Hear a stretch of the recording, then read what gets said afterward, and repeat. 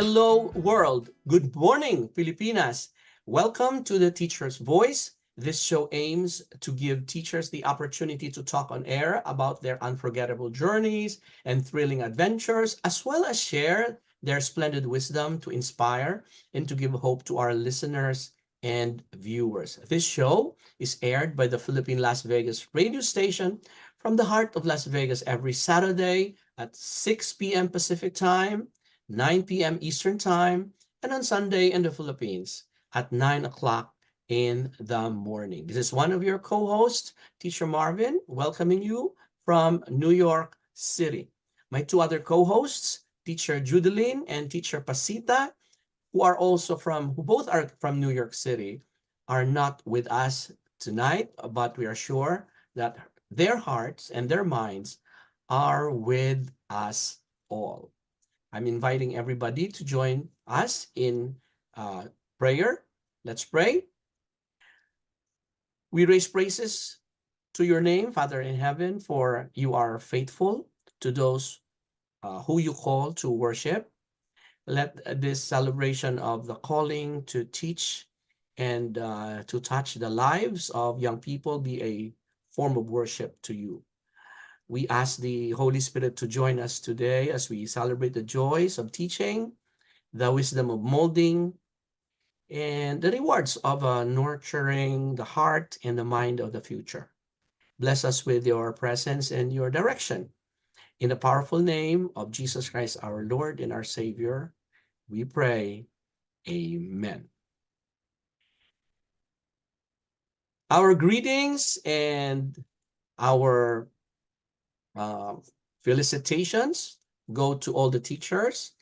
Our fondness go to everyone who are the hardworking teachers who stayed in the Philippines to passionately, lovingly, and sacrificially teach the future of the country. And to all our global teachers, wherever you are in the world, you who continue to carry the legacy of excellence and bring pride to our country.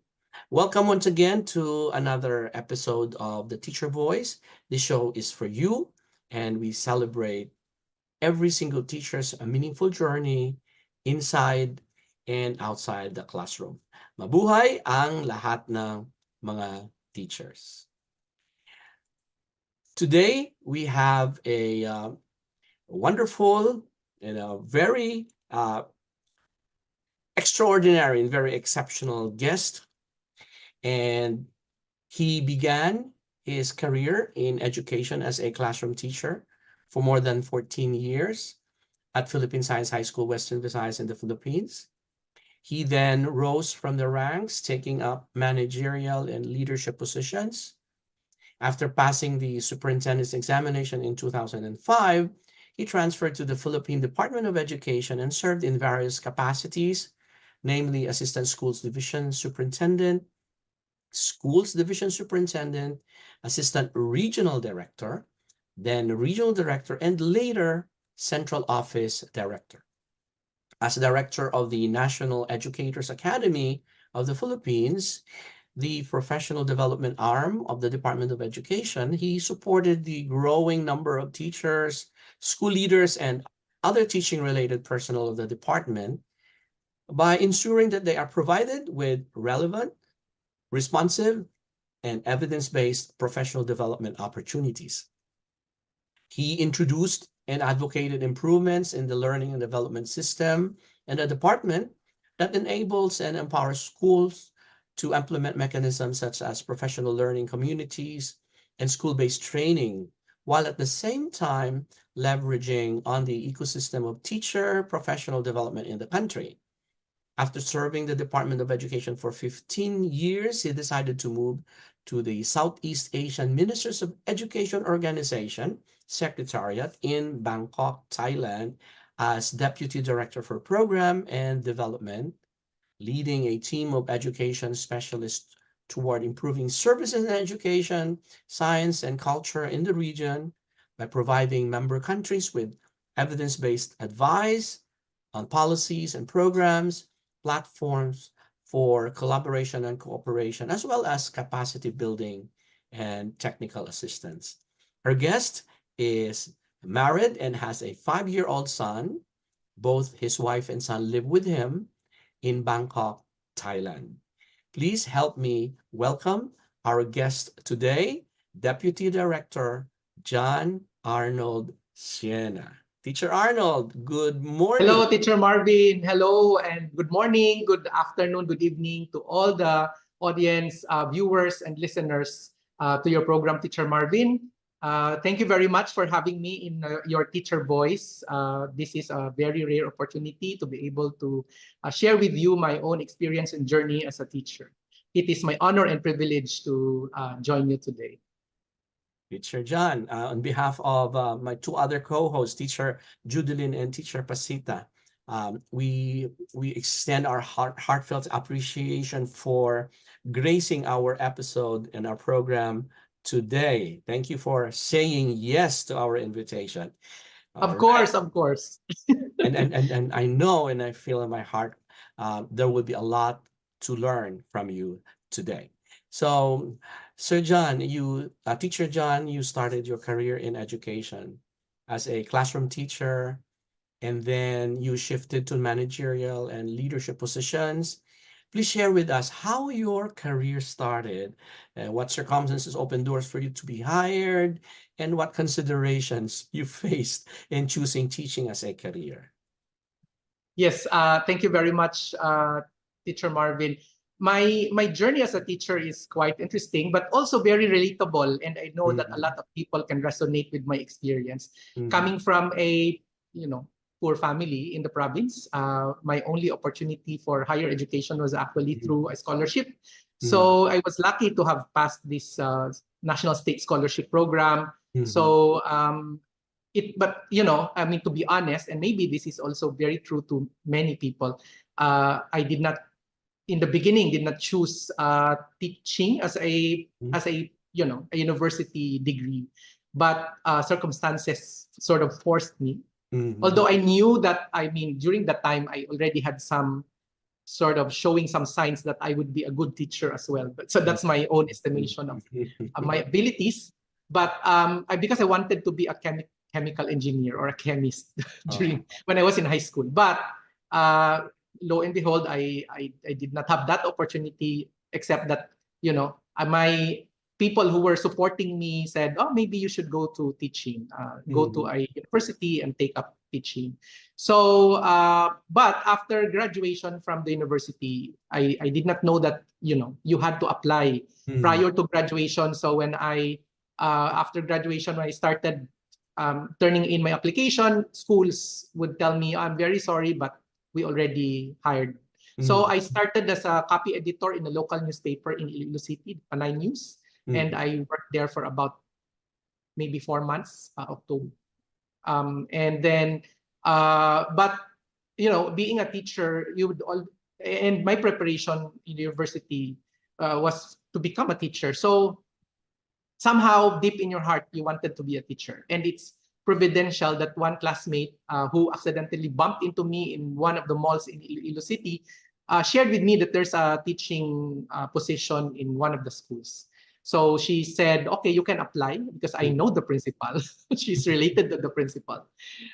So I went to the school and sort of expressed my intention. And she said, oh, well, you can submit your documents and so on. So before I knew it, I was already in the division office processing my papers and so on. So I started teaching in January of 1993. And then in March, I was informed that my appointment was disapproved by the civil service. Wow. Because all appointments in in the government service in the Philippines would have to go through civil service attestation. So it was disapproved. The reason was I did not have any license to teach. Wow. And I didn't know that. I mean, I didn't know that. I thought that graduating as a honor student with PD 907, if you're familiar with PD 907, that you actually gained an eligibility. But for teaching profession, because of the Professionalization Act for teachers, right? You needed a license in order to practice the teaching profession. So I didn't know that. At the time, maybe the law was just passed, and because my previous my friends were telling me that previously that was not a requirement. So anyways, it was disapproved, but I had to appeal at the civil service, and I was informed that, you know, I could be paid for the services actually rendered, but it didn't, you know, validate my appointment. So it was disapproved. But in May, thankfully, the results of the professional board for examination for teachers came, and I passed. In fact, I sort of landed in the, you know, top 10 in the region. So I had to apply again for a teaching profession. It was a little bit weird because when I started applying, people were asking me, how come you were hired at Iloilo City National High School, even if it was disapproved, but, you know, you started already your career. And for them, you know, it was already a position of advantage because I was already there, and I knew that there was a position that's available. So, but the funny twist was that the position that was available was teacher 3, and I would not be eligible for teacher 3. So I had to look for someone who had a equivalent record form at teacher 3, a teacher 1 who has an ERF for teacher 3. So I found one, and I told him, prepare your documents, I will promote you. So I told him, I will facilitate your promotion to teacher 3 so that you will be able to vacate your teacher 1, and I would be able to get. But yes, yeah, but in the division office, I was informed that you have to go through interview, you have to go through written exam, and so on. You have to be ranked. So they were asking me, how come you were not in the rank list, but you were hired? And I said, I don't know. I mean, I was a newbie. I mean, how would I know? I mean, I did not know anybody except that friend who told me there was a vacant position. So I went and got hired, and I was assigned to sections 26 to 30, which of course, you know, in the Philippines, if you are assigned, if you're new, I don't know whether this is still the practice, but when you're new, you're usually assigned to, you know, the more challenging, if not difficult assignments. So I took it as a challenge, and I thought, why not? So this is work, right? Who could not refuse? Who could refuse a work like that in the government? So it was rare, so I accepted it, but I thought that I needed to move on to an avenue where my potential would be fully realized.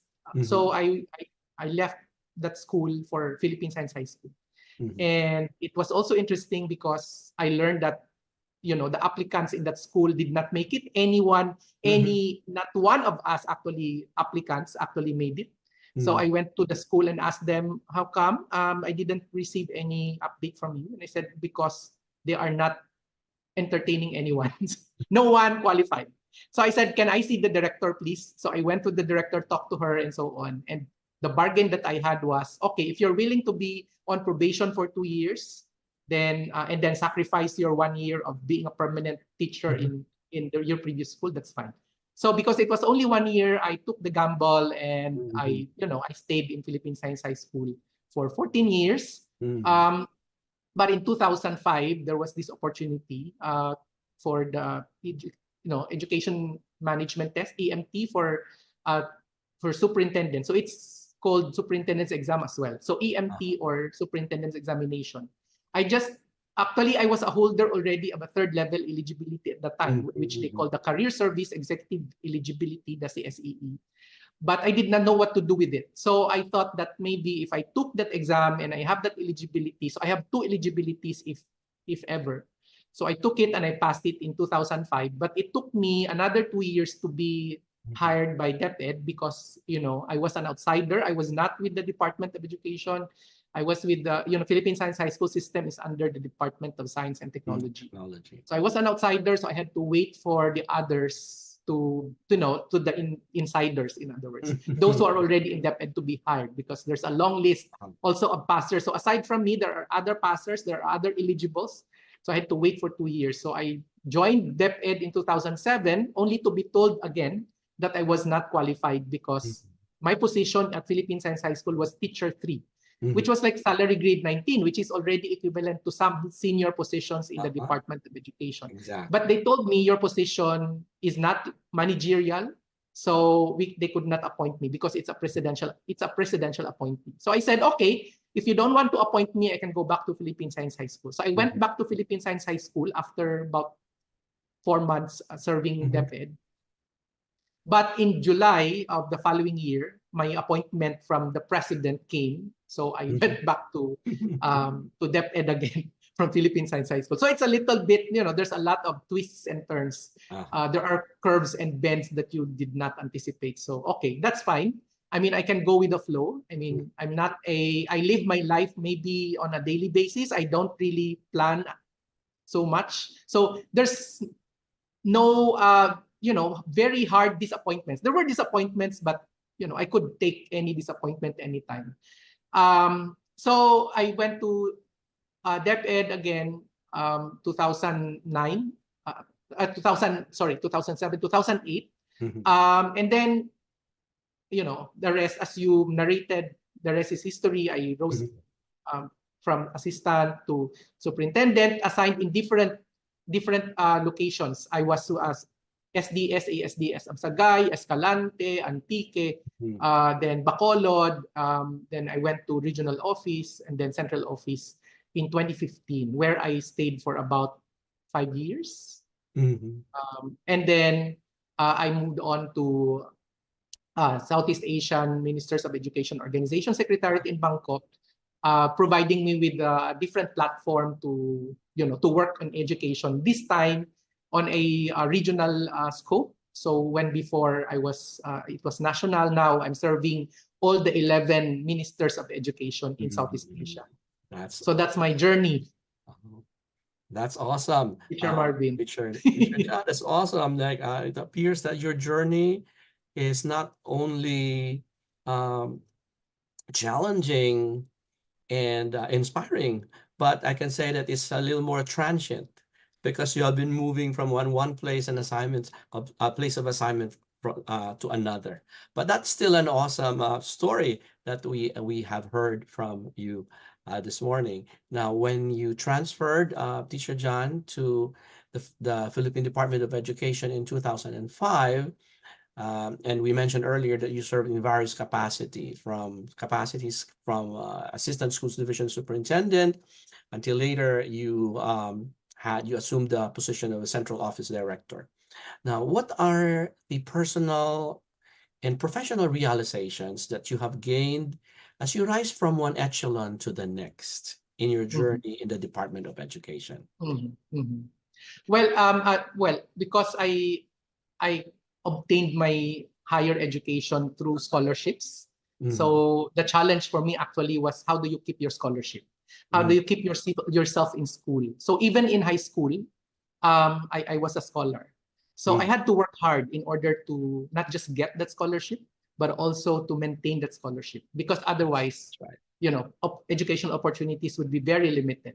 Otherwise, I would not have any education at all. So, I mean, maybe primary education, but high school and higher education, university education, that would be extra challenging and difficult for me and for my family. So I think it's really the hard work. It's really the focus. It's really the mindset about making sure that you do your best in whatever you do. And you don't, for me, the motivation to be able to survive, just survive,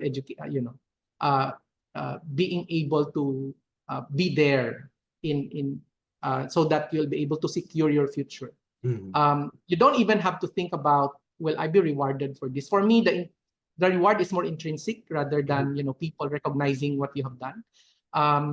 So I think that is one. That's one realization. The other realization is that while I may have been promoted very, very, transient, as you said, right? What are we here for? We are transients. So it's being able. Maybe this is something that a plus or even a minus for some. I don't really plan. I don't have a long-term. I was amazed that some of my classmates in the university had like in 5 years' time, 10 years' time. I didn't have that. And maybe that explained the reason why, while they already had applications before graduation, I did not have any. So I was caught in the middle of joblessness after graduation. So but that also served me in a positive way because I did not have any expectations. So what I do is like I do my best, I hard work and so on. So but eventually people will, the system, if the system works. And I saw that working at Philippine Science High School, for instance, or even in the Department of Education, you didn't have to like apply for promotion. So like for example, in Philippine Science High School, one day after serving Philippine Science High School for so number of years, I was informed that I have a promotion already. So I was promoted from teacher 1 to teacher 3, which is a big jump actually. Imagine from teacher 1 salary grade 13 to teacher 3 salary grade 19. And I thought, well, 19 was already the end for me at Philippine Science High School. Nowhere to go at that time, so I have to leave. Anyways, I didn't. So if you really work hard, the system will people will notice without you lifting your chair, so to speak, right? Exactly. So even my promotion in the Department of Education, I did not apply for these positions. Maybe my application was the initial application as ASDS, but the subsequent applications were like, oh, okay, so do you, here's a position. In fact, there was a time when I had to like delay my promotion. I told the regional director, I was crying because I was still at the Asian Institute of Management. They're telling me, John, when you go back to the division, you have to assume a superintendent position already. And I said, and I was crying because I thought I was not ready. And then that there are other people who were actually waiting for that position for, for the promotion. I said, I'm not ready. Can I delay it? So I went back to Bacolod because that's where I was assigned as ASDS during that time. And I bargained if I could like stay for another month before I assume because, I was not ready. But you can never be ready anyway. So, okay. So I took it in. I took in the position, and I mean, that's why sometimes you cannot be ready, but you can't be ready for anything. So just go ahead, right? But one realization that I had was also maybe DepEd was correct when they told me that I had no preparation for executive position, because 1 month after I was appointed ASDS in one of the divisions, I was crying because I was not prepared for this kind of challenge as a leader in DepEd. I mean, DepEd is a different animal altogether. I mean, I came from Philippine Science High School. I was already like playing some leadership and management roles, but nothing prepared me for DepEd. So I thought, I thought I was not really prepared for it. But I learned, I mean, one thing that we also have to, I think one lesson that I got was you have to be a fast learner. I mean, you have to like adjust, very flexible, very agile, learn new things and so on. But I think what also struck me was because, in leadership position, you are also, dealing with a lot of people, politicians, local leaders, and so on. At the end of the day, you only have your principles to stick with. So there are challenges. There are things that people are asking you to do, but that are running against your principles across your. So it's a very unpleasant situation. But at the end of the day, I would tell them, these are my principles. I could not stand anything that goes against my principles. So I stood my ground in certain situations. So in other words, if you know your principles, you know what is important to you, you stand your ground. I mean, regardless, I didn't care at that time. So in your career, you meet a lot of these. You meet a lot of these challenges in your principles, but also a challenge to how you are able to adjust, being agile and being able to learn, shorten your learning curve, but in terms of preparation, prepare for anything. Right. You don't have to, I don't know, for myself, it's not really about targeting a certain position. And in fact, I've been telling teachers in wherever I was assigned, don't get promoted at the expense of other people. I mean, it's really something that I really, I don't, it's kind of difficult, no? When you tell people that, don't have to like, elbow your way or just do your best. do your best. Give it your all when you do your job. If you're a teacher in the classroom, do it your best as a classroom teacher. If you're a coach, then be the best of the whatever you do. Exactly. That's great. That's a great story, Teacher John. So when we give premium to education, we are actually like preparing ourselves, even in basic education, even while we were in the elementary, high school, and then up to college, we actually are preparing ourselves not only to learn how to learn, but also learn how to navigate life. And the more interesting thing is, and this is our takeaway, my takeaway from your story is that while you're on the job, you even learn some more, and you become wiser on the process. Right. Hopefully. Now, Teacher John, after you served as the Philippine Department of Education Central Office Director, you served as Director of the National Educators Academy of the Philippines. And we heard a lot about, how do you say it, NIA, from our previous guests. And now we have someone who was not only connected with NIA, but a former director himself. So Teacher John, please describe to us the roles and the functions of the NIA as the professional development arm of the Department of Education. Yeah, Teacher Marvin, the Department of Education is such a huge organization with right now, maybe about 900,000 teachers, and then about 100, not 100, maybe 50, 60,000 school heads, 47,000 schools. And there are also other personnel. So there is this office in the department that is assigned to look at the teacher professional development, the professional development of the personnel. And that organization actually within the Department of Education has gone a lot of changes in terms of its mandate. But in 2015, when I joined the Department of Education Central Office, we were sort of in charge of all the education personnel, including and especially the teachers, the growing number of teachers. So the role of the National Educators Academy of the Philippines is to provide, at the central office, provide the framework and the mechanism so that all these personnel will be provided with professional development opportunities. So it's not necessarily saying that NAIAP will provide a program, but it's just providing a program is just one of those. It's really making sure that in every office, at the school level, at the division office level, the regional level, and so on, even at the central office, there is a system and mechanism.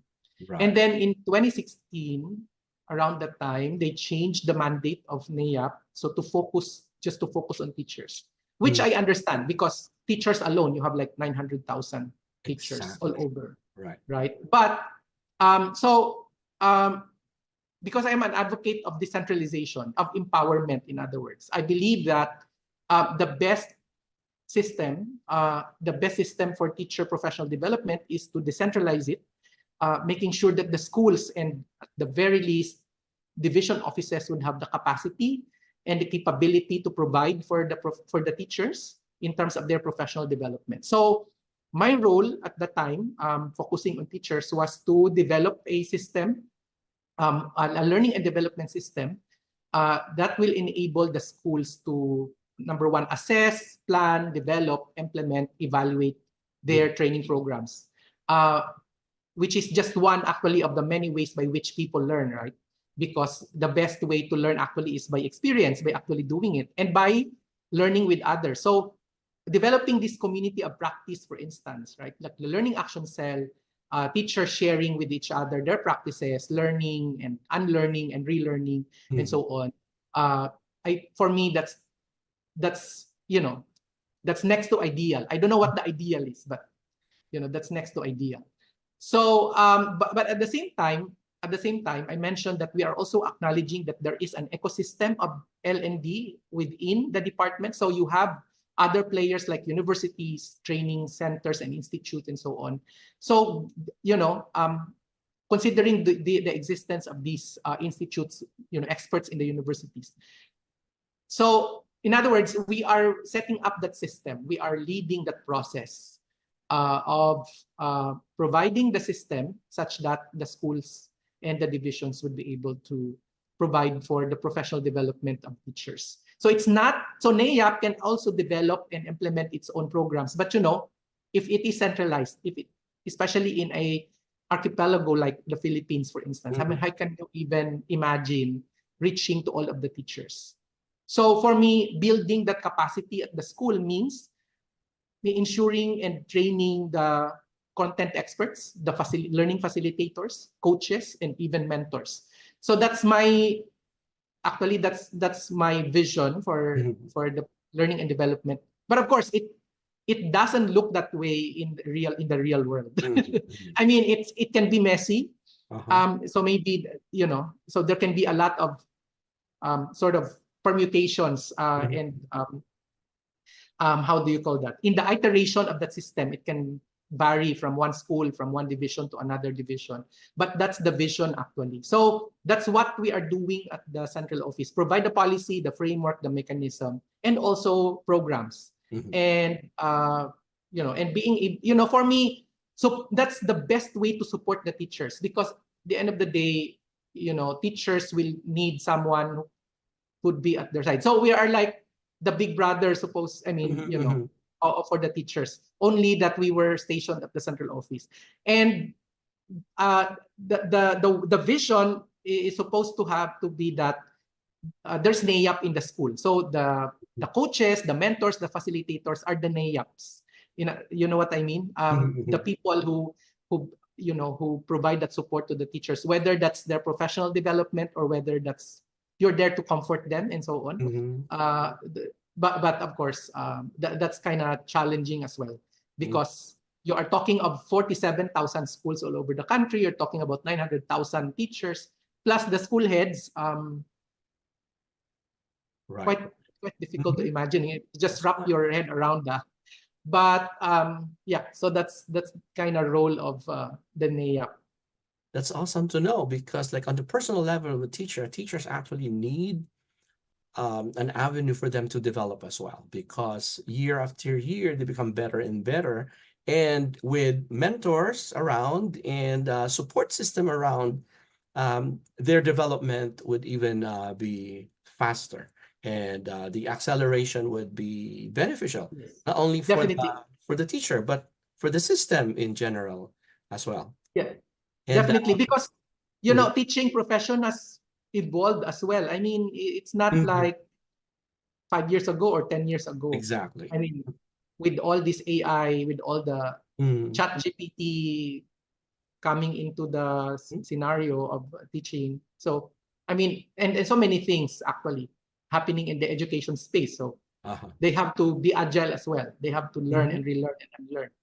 That's why, exactly it is. And Teacher John, I can tell that you are an ardent advocate of professional development in the country's educational system. And why do you think professional development among teachers is important? And what are the present day scenarios that prodded the department to strengthen the professional development of teachers? Like earlier you mentioned about AI and chat GPTs, and I guess one of these are the scenarios that the department in general is like considering in terms of professional development. Because if you're a teacher, you are also a learner. So and precisely because the world is not static, it changes, right? And we have seen these changes happening in a very fast pace for the past 10 years, especially now where technology has changed the landscape, not just in the education system, but if you go to the workplace, for instance, there are different expectations for people, for the workforce. I mean, okay, let's be practical first. In the current world, your chances of being hired would depend on the kind of skills and maybe competencies that you have, right? Exactly.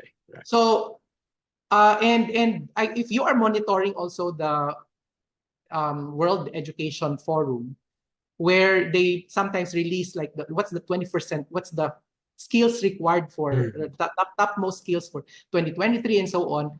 So you can see that there are a lot of changes, no? And then these are the kind of yardsticks that that employers, organizations are also looking for in when they hire, right? So, and whether we like it or not, our students are really prepared for that kind of world, whether it's in the world of work or whether for their personal lives. These changes will have profound impact in the way education will have to be done for our young people. Right. And if you are a teacher, you have to be mindful of these changes. You have to be mindful of, for example, 21st century skills, the ability to be critical thinkers. In other words, in the past, when we valued so much knowledge, right, stock knowledge, now it's not just about what you know. It's really about what do you do with what you know. How do you critically evaluate information from all sources, from social media and so on. So a lot of this, even your mental health is already something that's integrated in your education. Before, nobody was talking about mental health, but we have to manage mental health. Mental health of students, mental health of teachers as well. How do you manage all these? The complexities. They say the VUCA world, right? Or BANI, the brittle and so very unpredictable. And therefore, education system will have to change. And if you remember, we changed the curriculum in the Philippines. Although, of course, we're not saying that 21st century skills were only taught starting from, say, 2011 when K-12 was adopted. It's been there, but it's not really being focused on, right? The focus was maybe different. But now we have seen how much we are putting premium on these soft skills, so-called essential soft skills. I don't know. Some people have different ways of calling this. No, they are contesting soft skills, hard skills, and so on. So the essential soft skills that our students should. The problem with the soft skills, however, is that it's so difficult also to teach and also difficult to measure and to evaluate. So that's the challenge. And but be that as it may, we already know that there are so many things that new skills and new things that our students should know and should be able to do, and therefore that's a challenge for the teachers. And many of our university preparation, so much of our university preparation did not really respond to that kind of requirement now. So the more that we need to be updated, to be upskilled. If you're a teacher, you have to be a learner. You cannot rest on whatever you learned before and how you learned it. I mean, for example, okay, aside from content pedagogy, right? How do you teach? And there's also utagogy, and they say utagogy. How do you involve the students in their learning process? How do you ask them, so what do you want to learn? I mean, that's an entirely different approach to teaching. Before, you have a curriculum that is already defined. Now we are already like looking at the possibility of asking students what they want to learn and how they learn it. And then they learn at their own pace. And then you have technology, you have AI, you have like, how do you personalize? For example, in the context of AI, in the context of education technology, how do you personalize education? So many things. In other words, okay, we can talk about the many changes, but what is at the end of the day, the main point is that we need to learn more. We need to again. Alvin Toffler is saying the illiterates of the 21st century will not be those who cannot read and write, but those who cannot learn, relearn, and unlearn. And we are seeing that now. I mean, teachers who are not being agile in learning new things. We're not saying they're not effective, but our learners will have different expectations now. And needs as well. Exactly. That's it. So, Teacher John, you served the Department of Education for 15 years, and then you decided to move to the Southeast Asian Ministers of Education Organization Secretariat in Bangkok, Thailand. Now you're serving as a Deputy Director for Program and Development. And I am sure that your functions require that you not only speak to different groups of educators, but you also travel to different places as well. And I'm curious as to what are the most popular plenary topics of discussion at conferences that either you attend or you are invited to. And why do you think local or global education needs to be fully informed or equipped with the necessary knowledge and skills that are necessary at present? Well, I can cite three things. That's interesting because I've been to around several, panel sessions and so on, moderating some of them. Very interesting. I just came from a regional conference, high-level regional conference on foundational learning. So we've been talking about AI and so on, right? New trends and so on. But at the end of the day, the foundational skills will be very critical. And when we talk of foundational skills, we're not just talking about reading, writing, numeracy, but also social-emotional skills. Again, before we were not talking about mental health and social-emotional skills. We thought that they were taught anyways in so many, in indirect way. It's there, but it's not there. It's there, but sometimes it's not there. So what we are saying is that now it's even critical to have those foundational skills. And for example, in the Philippines, we know that about 90% of our primary learners have learning loss. And these learning loss can be explained in to a great extent by not being able to master those foundational skills, exactly. Right? Reading, writing, and this is so not just in the Philippines, but also in Southeast Asia, with the exception of countries like Singapore and, surprise, surprise, Vietnam is up there. And we see that the Philippines is a little bit a laggard in terms of educational performance. Insofar as international benchmarks are concerned, like PISA, for instance, or the CTLM in the case of Southeast Asia. So there's so much discussion about that. How do you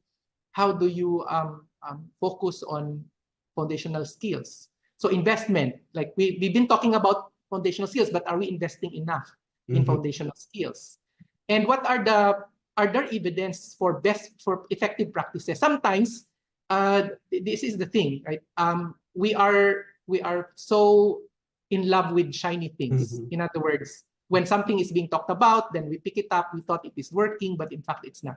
So it's always important to have evidence. So foundational learning is one. Definitely AI, artificial intelligence, education technology. I've been to a lot of, just recently, I came from a sort of conference, symposium on AI in Japan. And again, the challenge of how do you integrate AI? Now, even if you integrate AI, there are considerations like ethics, principles. And how do you, for example, protect the children, privacy, and so on. So there are other issues. Right. UNESCO has issued some guidelines and so on, but in practice, how do you do that? So if you're a teacher, how do you use AI? But being, to be able to help you teach, personalize your learning, and so on. But of course, we are also concerned about access and equity and inclusion. So we're talking about AI, we're talking about education technology, but who can access this technology? And there, you will also realize that not everybody has access. And that will further deepen the divide between those who can access and those who cannot. And therefore, that way, so you have to also address issues like access to technology, access to AI, and so on. And then, of course, again, as I mentioned, the ethical principles of using AI. For example, how do you assess children's output when you don't know whether that's AI that produced it? And even teachers using certain materials, there are ethical issues as well. I mean, do you just ask AI to do the lesson plan for you? And so on. So to what extent are you going to use AI? But I mean, we cannot dismiss AI. I mean, it's there, so we have to learn how to live with it and use it. In the words of my mentor when I was a teacher was bring your enemy to the classroom and kill it there. So don't kill it outside. Kill it inside. When we say kill it there, use it, right? Use it. So that's the second. I think the third one, which to me is quite important also, is this idea of education for sustainable development.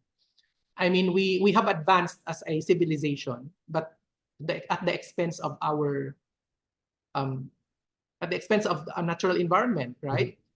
You are, Teacher Marvin, you are a biology teacher, so you know what kind of degradation that we have now. So this climate change, some people not really convinced, but we are really feeling it, how temperatures have risen and how some islands are sinking, and the pollution and the impact on health, the impact on livelihood and economy and so on. So it has a lot of so I mean, how do you prepare our students to these kinds of realities? We cannot be academic all the time. We cannot be just teaching biology as a subject without relating it to what is really happening in the real world. I mean, there are a lot of things that maybe students can actually do at their level, but we need to have an education system and the kind of teaching that will make the students realize that they, at their capacity, have the power to make these changes. So education for sustainable development. How do you take care of your environment? How do you change your lifestyle such that you don't just consume, but consume responsibly and sustainably, so that the next generation, I mean, like, for example, during my time, when I didn't have a son, I was like thinking of myself, and I was consuming, water, and so we're wasting resources. Now we can feel that water is already being scarce in the Philippines. If it's El Nino, for instance, and I've experienced, looking for, and before it was a joke when you say, we will sell water for business. Before it was a joke, right? And before it was a joke to sell rocks. Now it's a reality. So in fact, water is more expensive than oil in some areas. So how do you live sustainably? And you have to think not just of yourself, but also of the next generation. So I have a son, for instance. And sometimes I'm wondering what kind of world will my son be living in 10 years from now, and so on. So we have to be mindful that our actions now will have impact on the kind of life that our children, the next generation, will have. And also aging population. I mean, some people are starting to talk about it. So I mean, yeah. So education for sustainable development plus global citizenship. I mean, you cannot just think about your own country or your own little community, but we know that whatever you do in your own little area will have ripples for the rest of the world. I mean, the pollution that we have here is being shared. Exactly. And that's the time we can say that education indeed is an empowerment, because it's the only way by which our students, as we are teaching them, to become responsible and take care of and be mindful of whatever is happening around them. Teacher John, it's always unfortunate whenever we have interviews with teachers like this, we always find ourselves running out of time.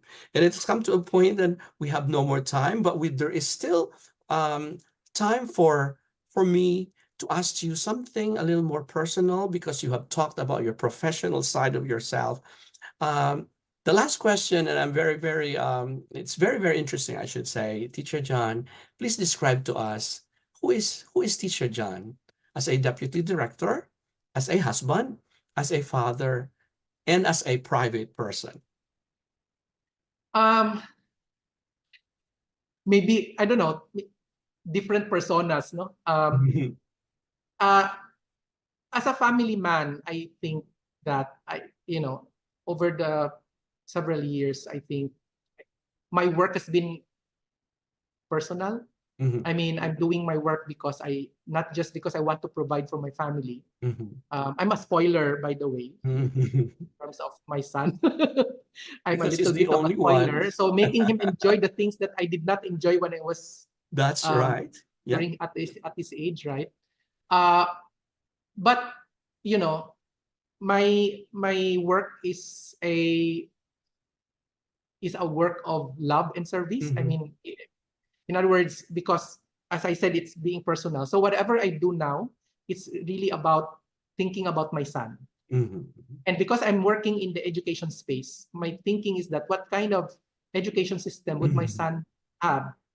Even wherever he goes, like in the Philippines, for instance, wherever he goes, would the education system be able to prepare him for become a responsible person, to become a better person, someone who has accomplished something to contribute not only to his family, to himself, but also to society. And so that's a kind of mindset that I have whenever I go to work. So even at DepEd or even in my role here now, but at the same time, mindful that whatever I do should be able to empower people as well. I mean, I'm not maybe before I was a control freak. I need to know everything, right? Because if you're a leader, sometimes you have this tendency to know everything, and to the extent that you micromanage. So, but I'm very glad that I'm joining an organization which is a high trust organization. So, and that is very important, right? In other words, we trust everybody that they will do their job. So without breathing down their necks, and that's the kind of, and that's also the kind of leadership that I have right now with my director, because I'm a deputy. So she does not micromanage, and managing also people under me is like that. Like, okay, I trust that you will do your job. I mean, and then it's really an open. My office is really an open office, so they come anytime, they consult and so on. If they ask me some guidance, I can provide some guidance. Otherwise, if they don't come to me, I don't mind.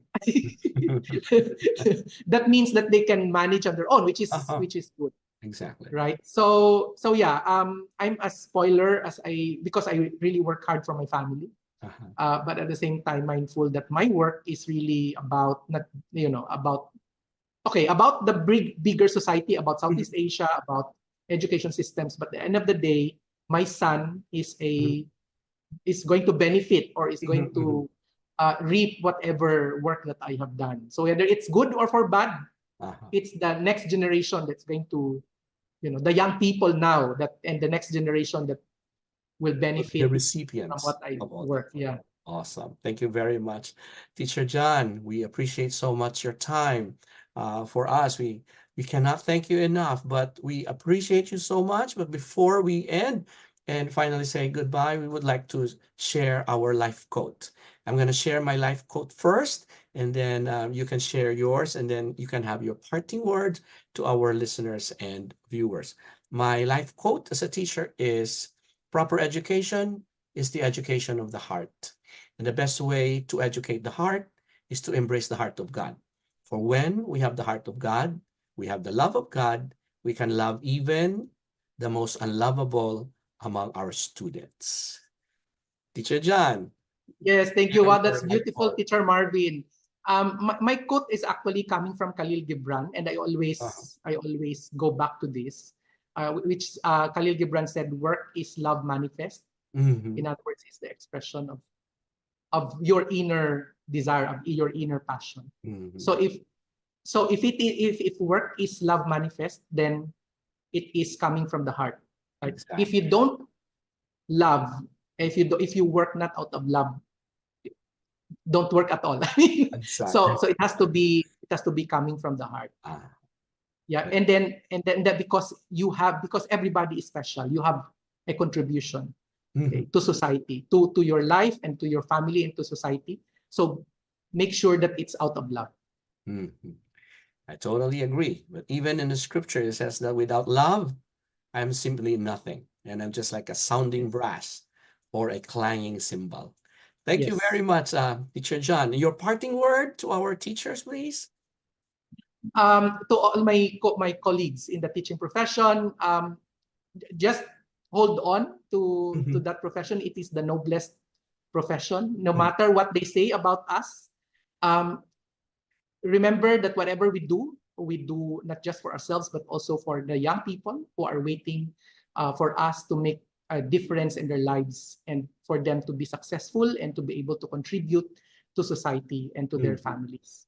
So remember that you are always at the top most at the pedestal of all the professions. So be proud that you are a teacher. Exactly.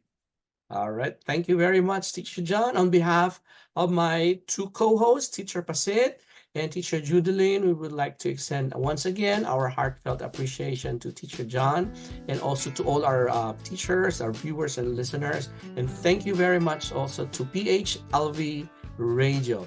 Next week, thank you very much and have a wonderful weekend to everyone. Thank you again, Teacher John.